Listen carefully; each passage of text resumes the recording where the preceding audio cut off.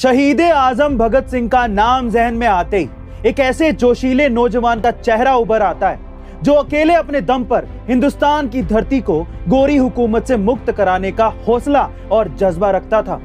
लेकिन क्या आप जानते हैं कि एक बार भगत सिंह के माता पिता ने उनकी शादी करवाने की कोशिश की थी। तब भगत सिंह घर छोड़कर कानपुर चले गए थे।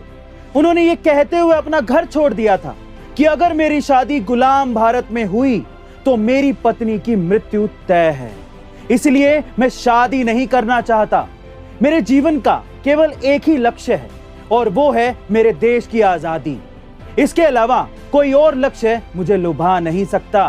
गाइस, शहीद आजम भगत सिंह के इस देश के प्रति समर्पण को मैं दिल से सलाम करता हूं।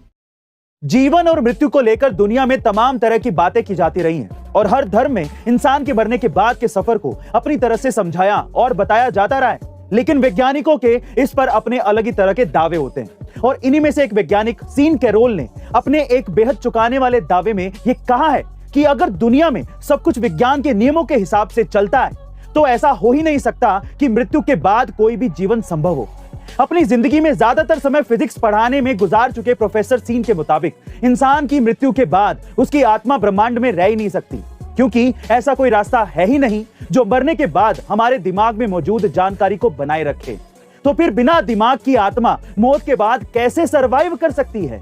बहरहाल, इसमें कितनी सच्चाई है ये तो वक्त ही बताएगा। लेकिन आपको ये जानकारी कैसे लगी कमेंट सेक्शन में जरूर लिखिएगा।